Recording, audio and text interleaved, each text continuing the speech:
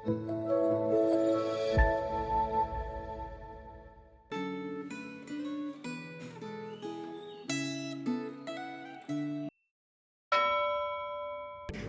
jemaat yang dikasihi Tuhan.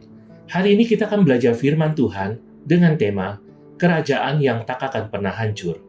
Sebelum kita merenungkan firman Tuhan, mari kita berdoa. Ya Tuhan, pimpin dan sertailah perenungan kami, agar kami dapat lebih memahami apa yang menjadi kehendak-Mu dalam hidup ini. Dalam nama Tuhan Yesus kami berdoa. Amin. Firman Tuhan hari ini diambil dari Daniel pasal yang kedua. Saya akan membacakan ayat 44-45. Tetapi pada zaman raja-raja itu, Allah semesta langit akan mendirikan suatu kerajaan yang tidak akan dihancurkan sampai selama-lamanya, dan kekuasaan tidak akan beralih lagi kepada bangsa lain. Kerajaan itu akan meremukkan semua kerajaan yang lainnya dan menghabisinya, tetapi kerajaan itu sendiri akan tegak untuk selama-lamanya. Hal itu tepat seperti yang Tuanku lihat, bahwa tanpa perbuatan tangan manusia, sebuah batu terungkit lepas dari gunung dan meremukkan besi, tembaga, tanah liat, perak, dan emas itu. Allah yang Maha Besar telah memberitahukan kepada Tuanku Raja apa yang akan terjadi di kemudian hari. Mimpi itu benar dan maknanya dapat dipercaya.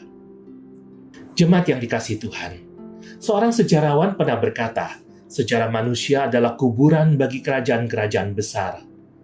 Memang benar, Babel, Persia, Yunani, dan Roma semuanya pernah berdiri megah, tetapi kini hanya tersisa puing dan catatan sejarah. Di tengah perubahan itu, ada satu kerajaan yang berbeda, yaitu kerajaan yang tidak dibangun oleh tangan manusia dan tidak akan pernah hancur. Inilah pesan besar dari mimpi Raja Nebukadnezar yang disingkapkan Allah melalui Daniel.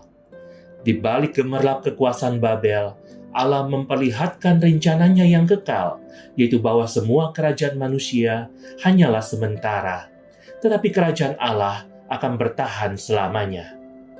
Pasal 2 adalah salah satu bagian paling dramatis dalam kitab Daniel.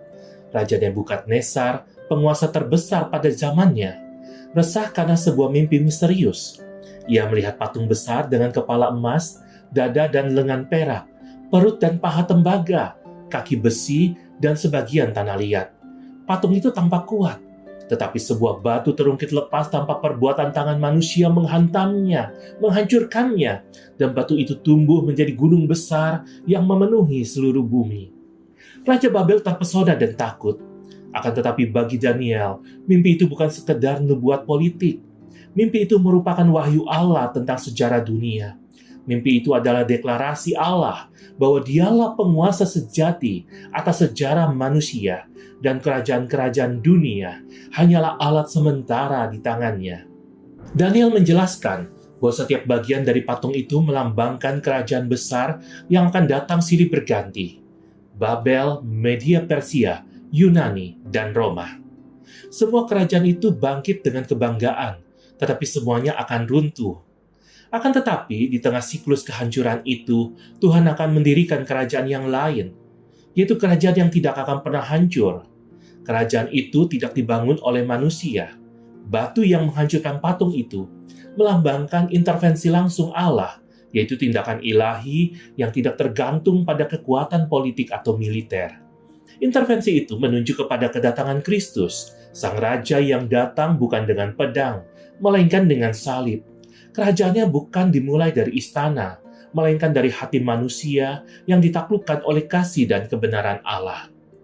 Kita hidup di zaman saat banyak orang menaruh harapan pada kerajaan-kerajaan modern, seperti kekuasaan ekonomi, teknologi, bahkan nama besar pribadi. Akan tetapi, semua itu seperti patung Raja Nebukadnezar yang akan retak dan roboh. Apakah Anda menaruh pengharapan Anda pada kerajaan dunia yang fana, atau pada kerajaan Kristus yang kekal? Mari kita berdoa. Ya Tuhan, terima kasih karena firman-Mu mengingatkan kami bahwa semua kerajaan dunia akan berlalu, tetapi kerajaan-Mu tetap untuk selama-lamanya. Tolong kami agar tidak menaruh pengharapan pada hal-hal yang sementara, melainkan hidup setia kepada Kristus Raja kami. Dalam nama Tuhan Yesus kami berdoa. Amin.